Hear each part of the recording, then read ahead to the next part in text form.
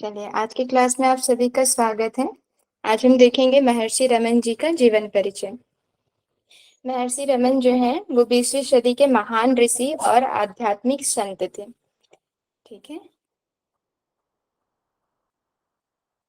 चलिए इनका परिचय देखते हैं। इनका जन्म 30 दिसंबर 1879 ईस्वी को हुआ। ठीक है, महर्षि जी का जन्म। आप लोग कॉपी पेन लेकर बैठे और जो बीच बीच में मैं बताते जाऊं उसको नोट डाउन करते जाएंगे। चलिए, महर्षि जी का जन्म 30 दिसंबर 1879 ईस्वी को हुआ। इनके जो जन्म का स्थान था वो गांव तिरुचुली, मद्रास, जो कि वर्तमान चेन्नई, तमिलनाडु के अंतर्गत आता है। ठीक है, इनके पिता का नाम सुंदरम अय्यर और इनकी माता अलगम्मल जी। ठीक है, पिता सुंदरम अय्यर और माता का नाम अलगम्मल। महर्षि जी के बचपन का नाम वेंकट रमन था। सभी इन्हें वेंकट रमन कहकर पुकारते थे। और इनकी मृत्यु हुई 14 अप्रैल 1950 ईस्वी को। ठीक है, पिता का नाम है सुंदरम अय्यर, माता जी का नाम है अलगम्मल और इनके बचपन का नाम था वेंकट रमन।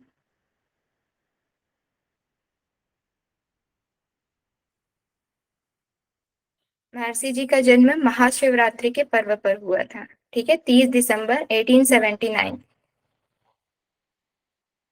चलिए आगे बढ़ते हैं। इनके जो मृत्यु का स्थान है वो श्री रमन आश्रम, तमिलनाडु। ठीक है, श्री रमन आश्रम तमिलनाडु में इनकी मृत्यु हुई थी।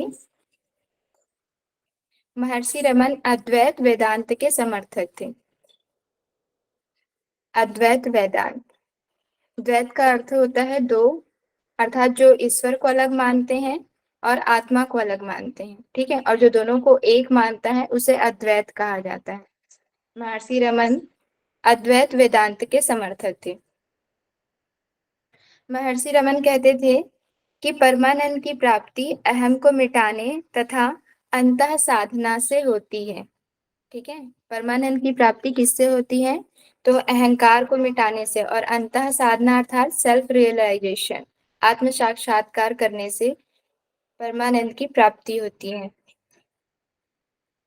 महर्षि रमन ने संस्कृत, मलयालम एवं तेलुगु भाषा में अपनी रचनाओं को साकार रूप दिया था। कौन कौन सी भाषा? संस्कृत, मलयालम एवं तेलुगु भाषा। ठीक है, इन्हें दक्षिणामूर्ति का अवतार भी समझा जाता था। ये आप लोग याद रखेंगे, इसे नोट डाउन करें। इन्हें दक्षिणामूर्ति का अवतार भी समझा जाता था, इसलिए लोग इन्हें भगवान श्री रमन महर्षि के नाम से भी पुकारते थे। ठीक है, दक्षिणामूर्ति का अवतार समझा जाता था, जिसके कारण इन्हें भगवान श्री रमन महर्षि के नाम से भी पुकारते थे। बचपन में महर्षि रमन को प्यार से सभी कुंभकर्ण कहते थे। ठीक है, कुंभकर्ण इसलिए कहते थे क्योंकि ये बचपन में बहुत लंबे समय तक गहरी निद्रा में सोते रहते थे, इसलिए सभी इन्हें प्यार से कुंभकर्ण के नाम से पुकारते थे। ठीक है, तो कौन कौन से नाम हो गए? एक तो वेंकट रमन हो गया, है ना, दक्षिणामूर्ति का अवतार समझा जाता था, इसलिए इन्हें भगवान श्री रमन महर्षि के नाम से भी जानते थे, और एक कुंभकर्ण के नाम से। ठीक है, मैम, यदि एक बचपन का नाम आता है तो उसमें मीन्स क्या लगाना होगा? ऑथेंटिक कौन सा होगा? हाँ, बचपन के नाम में आप लगाएंगे ये वेंकट रमन। वेंकटरमन। हाँ, कुंभकर्ण सभी प्यार से ऐसे पुकारते थे ना, तो बचपन का जब नाम आए और उसमें ऑप्शन दिया रहेगा वेंकट रमन, तो आप वेंकट रमन लगाएंगे। ठीक है, चलिए नेक्स्ट आगे बढ़ते हैं। और जब ये पंचतत्व में विलीन हुए तो पद्मासन में इनकी मृत्यु हुई थी। ठीक है, मरते समय महर्षि रमन ने ओम शब्द कहा था। ठीक है, इनकी पद्मासन में ही मृत्यु हुई और इनके अंतिम शब्द थे ओम।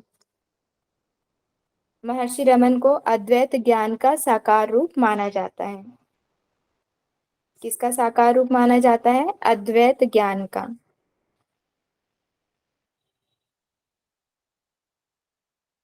चलिए अब इनकी शिक्षा देख लेते हैं।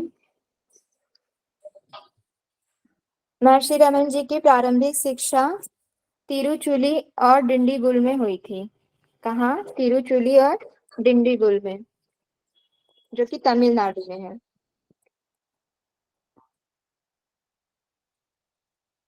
ठीक है।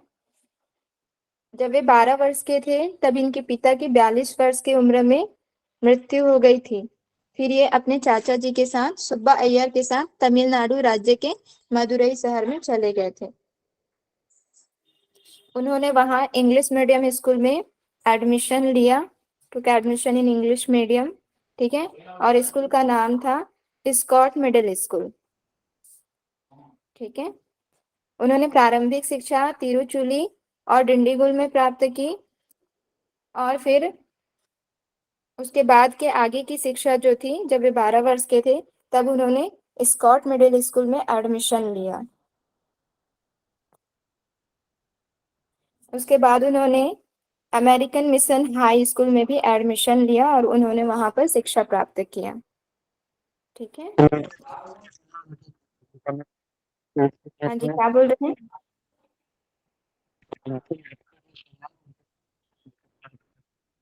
आपकी आवाज क्लियर नहीं आ रही। मैम, एक बार ये जो आ रहे थे 12 वर्ष में 42 वर्ष में उनके पिताजी की मृत्यु हो गई थी, फिर ये कहाँ पे गए थे? हाँ, फिर ये अपने चाचा जी के साथ तमिलनाडु राज्य के मदुरई शहर में चले गए थे। ठीक है। वहां उन्होंने अंग्रेजी माध्यम में स्कॉट मिडिल स्कूल में एडमिशन लिया। क्लियर है? मैम एक बार और रिपीट कर देंगे? हाँ जी, देखिए उनकी जो प्रारंभिक शिक्षा थी, प्राइमरी स्टडी तिरुचुली और डिंडीगुल में हुई, जो कि तमिलनाडु के अंतर्गत आती है। ठीक है। फिर उसके बाद जब वे 12 वर्ष के थे तो उनके पिता की मृत्यु हो गई अचानक से। फिर वो अपने चाचा जी के साथ तमिलनाडु मदुरई चले गए। ठीक है। At the age of 12 took admission in English medium. उन्होंने इंग्लिश मीडियम स्कूल में एडमिशन लिया। उस इंग्लिश मीडियम स्कूल का नाम था स्कॉट मिडिल स्कूल। ठीक है। इसके बाद उन्होंने अमेरिकन मिशन हाई स्कूल में शिक्षा ग्रहण किया। ठीक है। क्लियर है? आगे बढ़े।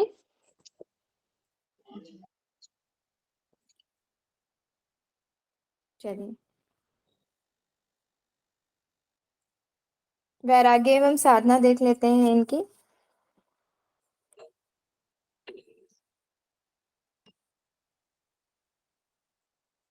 महर्षि रमन जो थे वो एकांत में बैठकर साधना करते थे। ठीक है।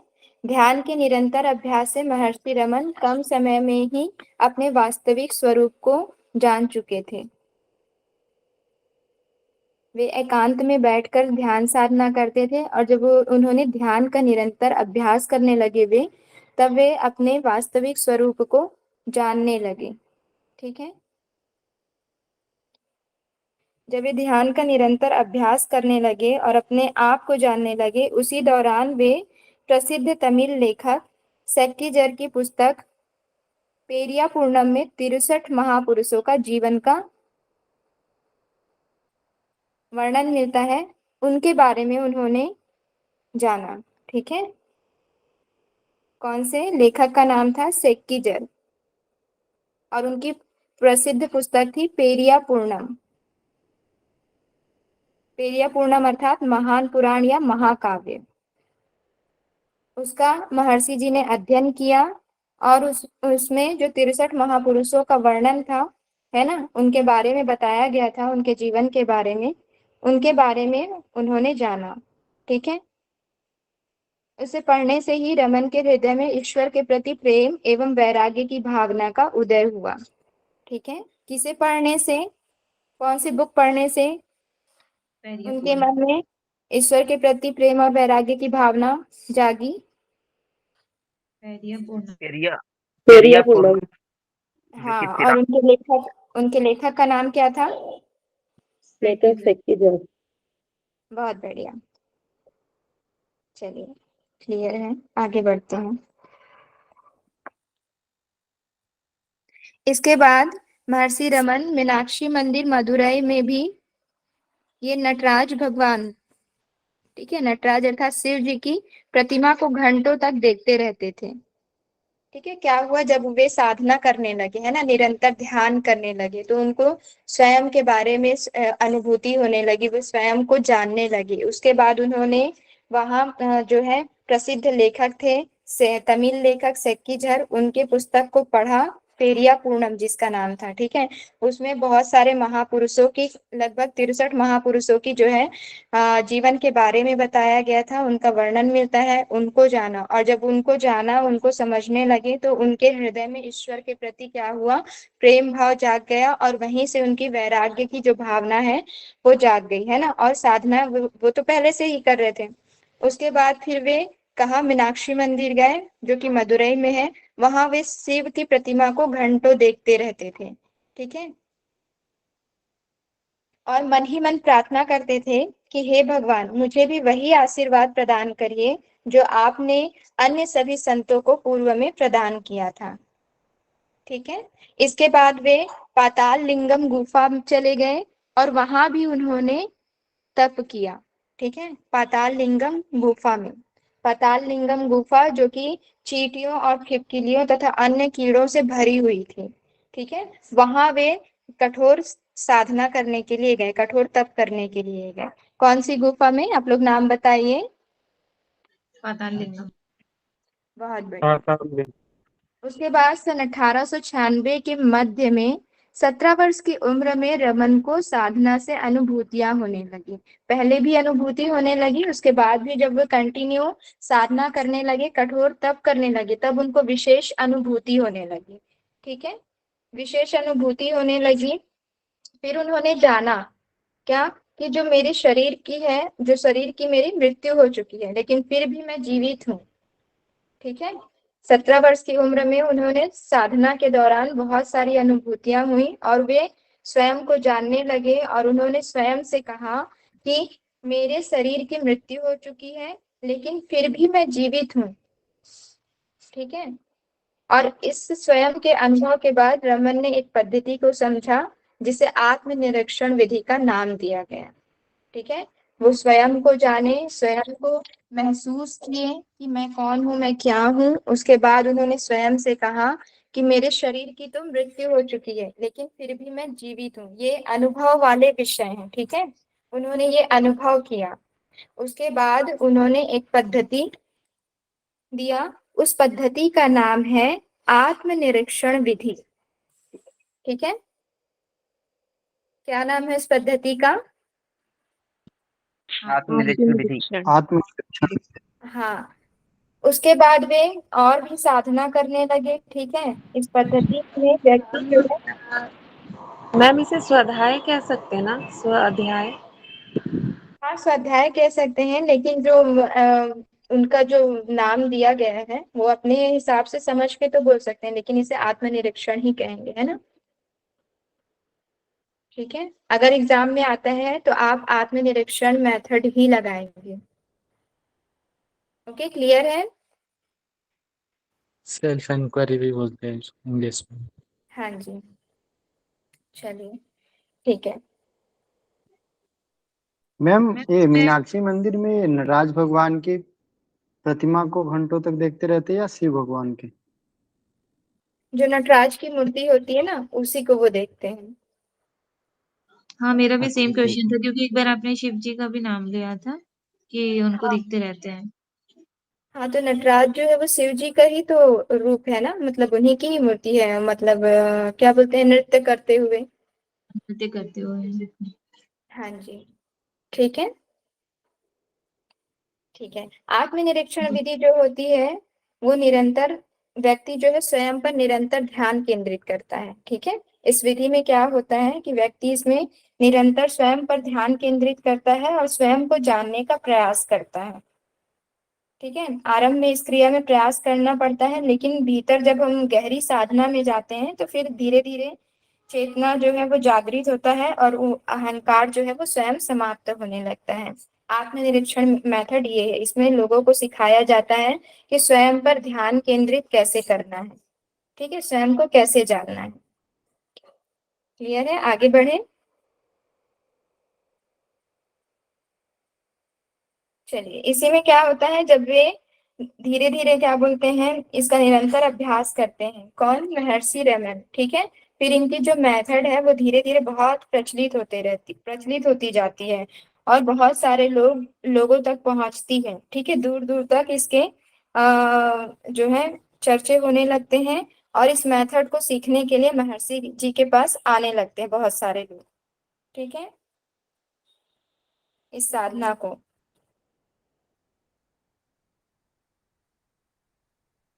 एक जो प्रसिद्ध विद्वान थे जिनका नाम श्री गणपति शास्त्री था, वे महर्षि जी के पास इस विधि को सीखने आए थे।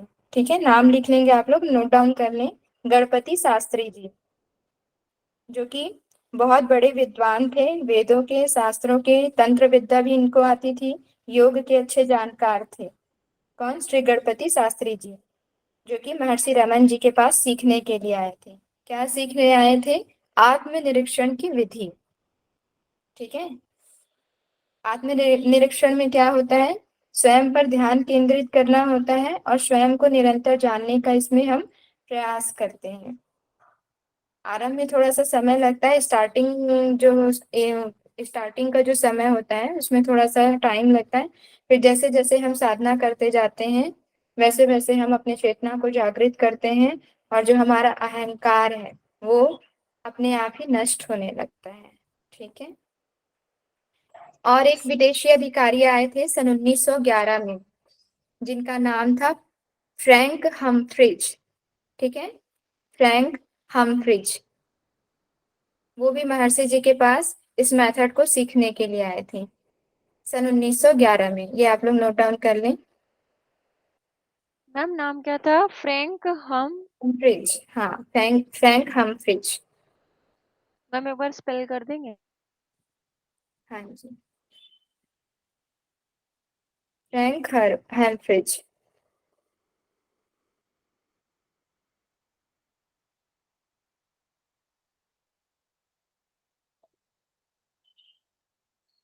क्लियर है। जी मैम, थैंक यू। चलिए आगे बढ़ते हैं।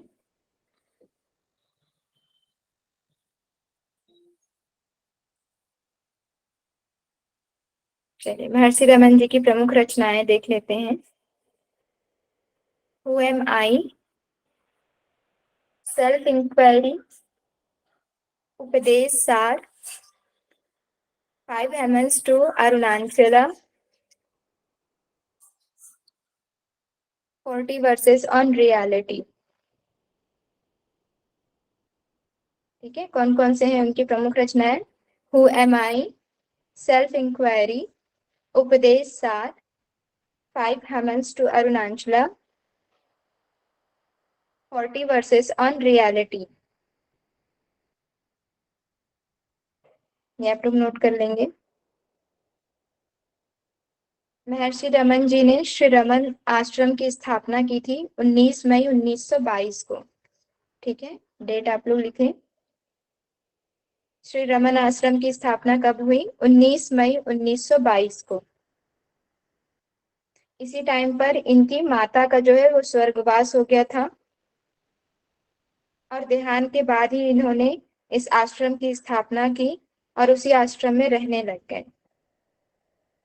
और महर्षि रमन आश्रम में ही इन्होंने अपनी माता की समाधि भी बनवाई थी। ठीक है, कहाँ, महर्षि श्री रमन आश्रम में। आश्रम। ठीक है,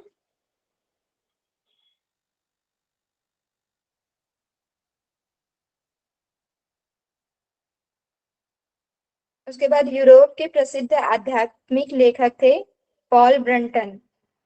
जिन्होंने जनवरी 1931 ईस्वी में श्री रमन आश्रम का दौरा किया और अपने अनुभवों से एक प्रसिद्ध पुस्तक अ सर्च इन सीक्रेट इंडिया लिखा। ठीक है, अ search in secret India by Paul Burton, also written about Sri Raman Ashram in this book।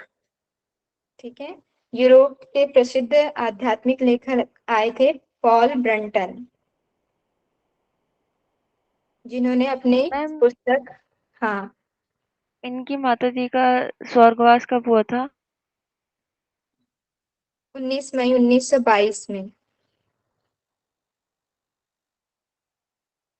और उसी टाइम पर ही उन्होंने श्री रमन आश्रम की भी स्थापना की थी। ठीक है, अ सर्च इन सीक्रेट इंडिया में भी श्री रमन आश्रम के बारे में चर्चा की गई है।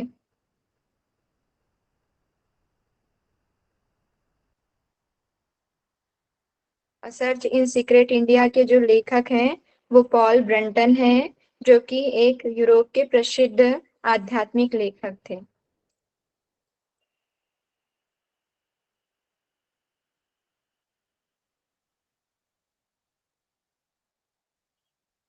ये 1934 के पॉल बाद से रमन जी की प्रसिद्धि जो है वो भारत से बाहर भी होने लग गई थी। ठीक है, हाँ जी, मैम, क्या बोल रहे? ये पॉल ब्रिंटन कब आए थे?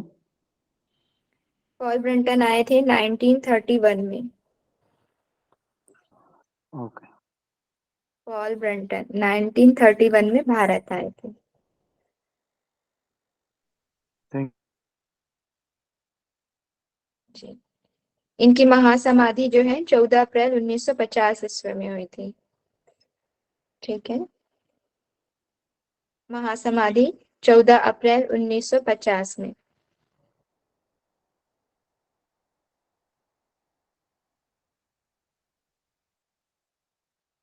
क्या हुआ महर्षि जी को 1948 ईस्वी के समय में, उनके बाजू में जो था एक कैंसर की गांठ हो गई थी महर्षि जी के। 1 वर्ष के बाद आश्रम में जो डॉक्टर्स रहते थे उन्होंने उनका ऑपरेशन किया और उस गांठ को निकाल दिया, लेकिन वो फिर से दोबारा हो गया। ठीक है, पहले हुआ तो ऑपरेशन कर दिया गया और ऑपरेशन करके उसे निकाल दिया गया, लेकिन उसके बाद वो फिर से दोबारा हो गया, दोबारा होने के बाद वो तीसरे बार भी हो गया और फिर चौथे बार भी हो गया। ठीक है, तो तीसरे चौथे बार भी ऑपरेशन किया गया और उसे निकाल दिया गया, लेकिन उससे उनको आराम नहीं हुआ, जिसके कारण उनके शरीर में बहुत ज्यादा थकान, वीकनेस आ गई थी, कमजोरी हो गई थी, है ना। उसके बाद 1950 में वे बहुत मतलब लोगों से मिलना जुलना बंद कर दिए थे और एक कमरे में रहकर ही साधना करते थे और मौन धारण कर लिए थे। ठीक है, साधना करते हुए उन्होंने मौन धारण कर लिया था और फिर 14 अप्रैल 1950 ईस्वी को 70 वर्ष की उम्र में उन्होंने अपने शरीर का त्याग कर दिया, पंच तत्व में विलीन हो गए। इस प्रकार से महर्षि जी का जीवन रहा है। चलिए, क्लियर है आप सभी को?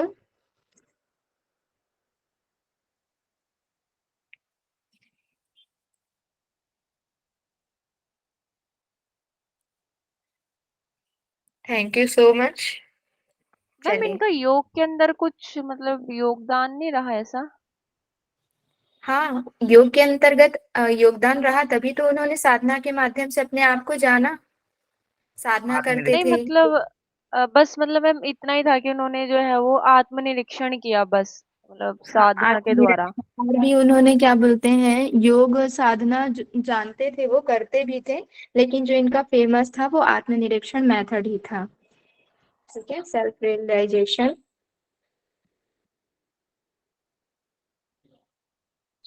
और आत्मनिरीक्षण करना वो केवल बस की बात नहीं है, वो पूरे पूरे जीवन भी लग जाता हाँ जी, आत्मनिरीक्षण कैसे करते हैं मैम? आत्मनिरीक्षण स्वयं पर ध्यान केंद्रित करना होता है उसमें। क्वेश्चनिंग से करना है, हुआ मैं लेयर बाय लेयर क्लियर करना है, वो डीपर स्टडी करना, ऑब्जर्व करना, ये ज्ञान योग हम्म, में आता है। आप देखते होंगे जब ध्यान लगाने बैठते होंगे तो थोड़े देर ही बैठ पाते होंगे और फिर ध्यान हमारा इधर उधर भटकने लगता है। तो वही है, पहले एकाग्र होइए, अपने आप पर ध्यान केंद्रित करें, फिर धीरे धीरे जैसे जैसे आप उसका अभ्यास करते जाते हैं ना, फिर आपको अंदर से ही प्रेरणा आते जाती है। ठीक है, क्या आप गलत कर रहे हैं सही कर रहे हैं, वो आपको अंदर से ये अनुभव के विषय है, आप खुद फील करते जाएंगे। अगर आप कहीं पर गलती भी करते हैं ना, तो वो आपको सेल्फ रियलाइज होगा कि अच्छा कल मैंने ऐसे किया था, फिर वो आपको अंदर से ही उसको सुधार करने की भी प्रेरणा मिलते जाती है। ये मेरे अनुभव है। ठीक है, मैंने मैम मेरे साथ ना एक प्रॉब्लम होती है, मैं जब भी किसी चीज से कोई किसी के साथ, सोचिए मेरे साथ भी खराब बिहेवियर किया, मैं भी उनके साथ कुछ गलत करती हूँ, तो वही चीज मैं दिन भर सोचती रहती हूँ और मुझे ना कई दिन तक वही पछतावा होता रहता है। तो एक छोटा सा वर्ड है सॉरी, अगर हम किसी के साथ गलत कर रहे हैं तो जाकर उनसे माफी मांग लीजिए। ठीक है, जी मैम। और सिर्फ गलतियों पे ही बात नहीं है, मतलब और भी बहुत सारी चीजें हैं जो हमें आगे बढ़ने के लिए भी प्रेरित करती हैं, है ना, हमें आगे कैसे बढ़ना है। ये सब सारी चीजें अंदर से हमें प्रेरणा मिलती जाती है जब हम निरंतर अभ्यास करते हैं, चाहे वो आसन हो, प्राणायाम हो, चाहे वो मंत्रों का उच्चारण हो, है ना, चाहे वो ध्यान हो। ये सभी जो है वो अनुभव के ही विषय हैं। ठीक है, चलिए, आपके और कोई डाउट हो तो आप फिर बताइए। मैम इनके मैम कोई ये गुरु नहीं थे क्या? एक सेकेंड रिकॉर्डिंग ऑफ कर दीजिएगा। जितेंद्र सर हैं सर, पहले रिकॉर्डिंग ऑफ कर लेते हैं फिर बात करते हैं।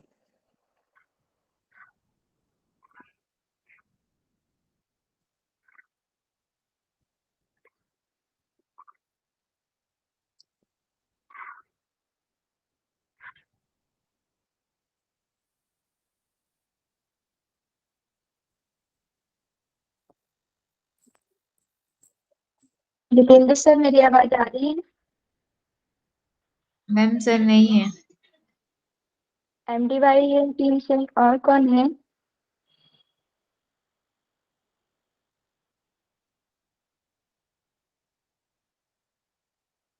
प्रियंका मैम, आप जुड़े हैं लैपटॉप से?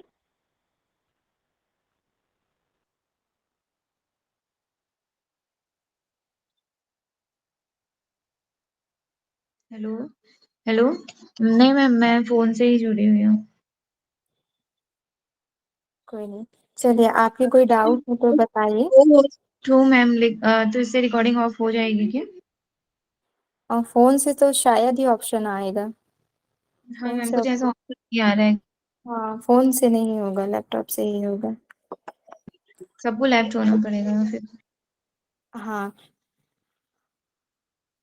कोई बात नहीं, जो भी रिलेटेड है आप कल फिर बताइएगा, है ना। अगर अभी कोई डाउट हो महर्षि रमन जी से रिलेटेड तो आप फिर बताइए, बाकी मैम बातें वो फिर हम। पीडीएफ थोड़ा शेयर कर देंगे महर्षि रमन जी को।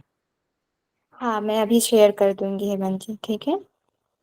Thank you ma'am. मैम एक रिक्वेस्ट थी, अगर पॉसिबल हो सके तो जो भी क्वेश्चन आंसर होते हैं ना वो प्लीज रिकॉर्डिंग में भी ले लीजिए, क्योंकि कई बार ना क्लास प्रॉपर ले नहीं पाते हैं बैठकर, तो ठीक है, हाँ, काफी हेल्प बिल्कुल। होता है। ओके, ठीक है, अब से कल से क्वेश्चन आंसर भी रिकॉर्ड हो जाएंगे। ठीक है, थैंक यू सो चलिए, मच और मैम। किसी को कोई प्रॉब्लम तो नहीं है? बाकी तो समझ में आया ना? जी मैम। चलिए, ठीक है, आप सभी कल फिर पढ़ के आइएगा, जो भी डाउट होगा फिर हम लोग कल बात करते हैं। शांति पाठ कर लेते हैं, सभी कमर गर्दन सीधी करें, हाथों को ध्यान की मुद्रा में रख लें, आंखें सरलता से बंद, गहरी लंबी श्वास लें, एक बार दीर्घ ओम का उच्चारण, तत्पश्चात शांति पाठ। ओम।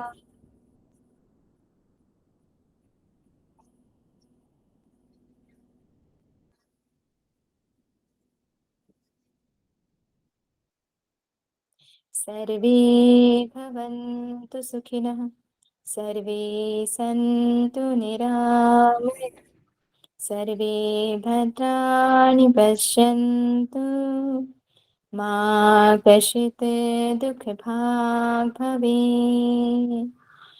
ॐ शान्ति शान्ति शान्तिः। सर्वारिस्तष्टु शान्तिर्भवतु। अपने दोनों हाथों को आपस में रब करें। धीरे से अपनी आंखों पर लगाए। माता पिता, गुरुजनों और ईश्वर का धन्यवाद करते हुए प्यारी सी मुस्कान के साथ अपनी आंखें खोलें। चलिए, आप सभी का बहुत बहुत धन्यवाद।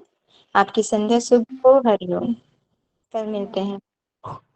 चलिए, सभी लेफ्ट कर जाइए ताकि रिकॉर्डिंग अपने आप ही ऑफ हो जाए।